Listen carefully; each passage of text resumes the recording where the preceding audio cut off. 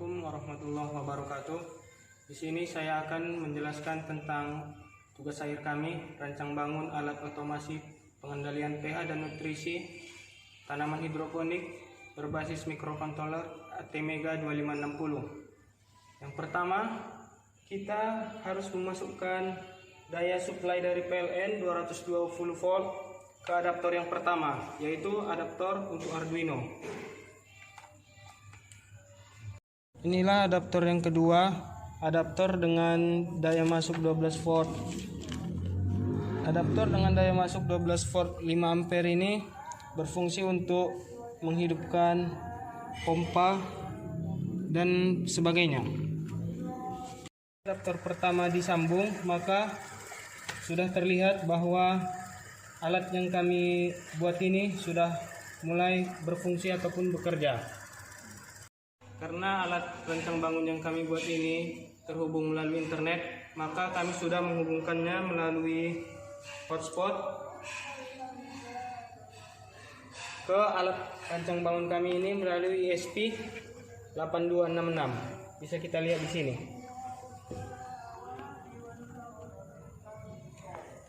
Bukti bahwa alat kami ini sudah terhubung ke internet bisa kita lihat dari serial monitor yang ada di laptop.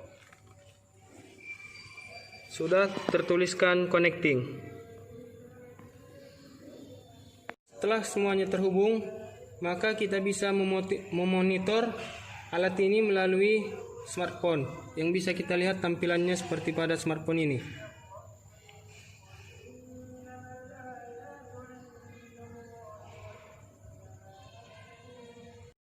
Baiklah, pada bagian ini saya akan menjelaskan cara kerja dari alat kami, lebih tepatnya cara kerja dari sensor TDS dan sensor pH. Sensor TDS di sini digunakan untuk mengukur kadar ppm ataupun nutrisi yang ada pada air untuk tanaman hidroponik kami. Dan sensor pH di sini digunakan untuk mengukur kadar pH air yang ada di tanaman hidroponik kami. Untuk sensor TDS sendiri bukan hanya digunakan untuk mengukur saja, tapi bisa digunakan untuk menaikkan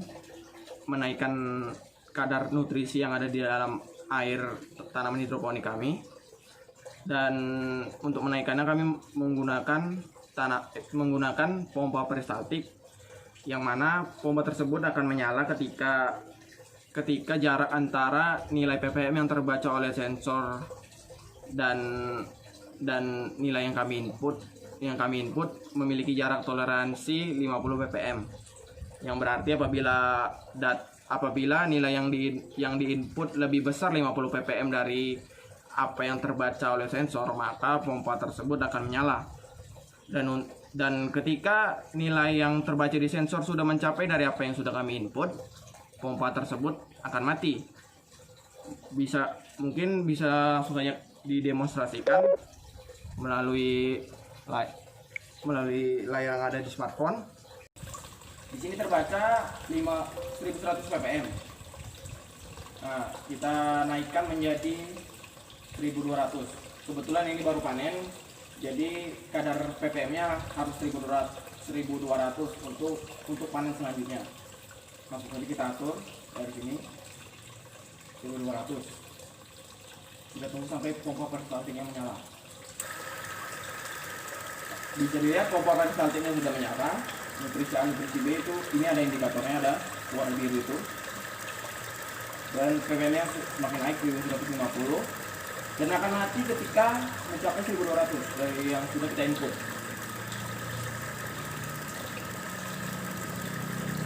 Sudah mencapai 1200 nilainya,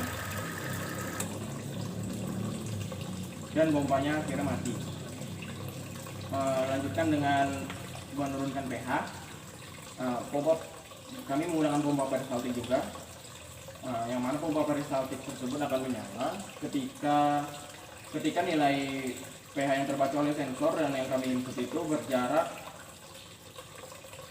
toleransinya itu 1, nilainya 1, yang berarti apabila nilai yang diinput lebih kecil 1 daripada nilai yang terbaca di sensor, maka pompa tersebut akan menyala. Dan ketika ketika sensor sudah membaca dari apa yang tadi sudah diinput, maka pompa tersebut akan mati. Langsung saja kita demonstrasikan. Kita lihat kembali ke layar smartphone. Di sini pH-nya terbaca 7,5. Baiklah, kita atur menjadi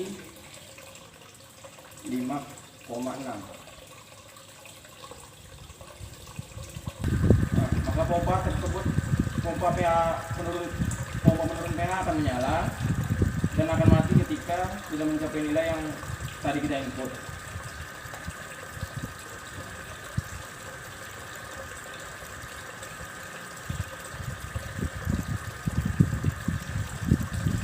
Sudah mulai turun, sudah mulai 6,5.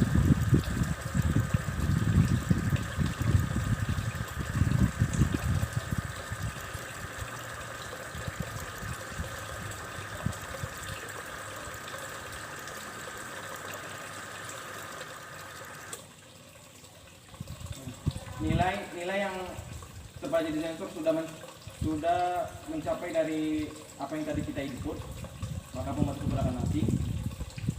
Mungkin sampai di sini saja. Assalamualaikum warahmatullahi wabarakatuh. Di sini saya akan menjelaskan tentang pompa pada rancang bangun kami ini. Dalam rancang bangun kami ini, pompa sangat penting, bisa dibilang sebagai alat vital bagi alat ini. Jadi di sini kami menggunakan 4 pompa. Yang pertama itu ada pompa 220 volt AC. Jadi di sini ada 3 buah pompa peristaltik yang gunanya untuk mengatur ppm. Yang 2 ini untuk mengatur ppm air. Fungsi pompa peristaltik yang satu ini yaitu untuk menurunkan pH apabila pH yang terbaca melebihi dari yang sudah diprogram. Kita akan menghidupkan pompa peristaltik yang 3 ini dengan secara manual. Sebenarnya pompa ini sudah diprogram secara otomatis, tapi bisa juga dijalankan secara manual dengan cara berikut. Pertama, kita akan tekan tombol opini untuk pH. Sekarang pompa peristaltik untuk pH udah menyala. Ini dia. Kalau pompa peristaltik pH-nya udah menyala, jadi ini tandanya, ada tanda merah. Untuk menghidupkan pompa peristaltik untuk nutrisi A, sama seperti tadi, kita tekan tombol opini. Kita tunggu sampai menyala. Pompanya sudah menyala. Dan untuk tandanya sudah menyala, ini ada warna biru. Terusnya untuk menyalakan pompa peristaltik untuk nutrisi B, langkahnya seperti yang tadi, tekan tombol opini. Nah, sudah menyala.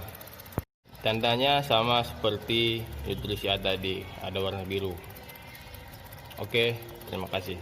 Akan menjelaskan tentang tandon air ini. Dalam rancang bangun ini, air sangat berperan penting dalam bentuk ketanaman. Di tandon air ini kapasitasnya 20 liter. Dalam pembacaan liternya kami menggunakan sensor ultrasoniknya. Sebenarnya sensor ini berfungsi untuk mengukur jarak, tetapi sudah kami program, kami konversikan menjadi satuan liter. Inilah dia media tanam kami. Bahannya ini menggunakan pipa paralon.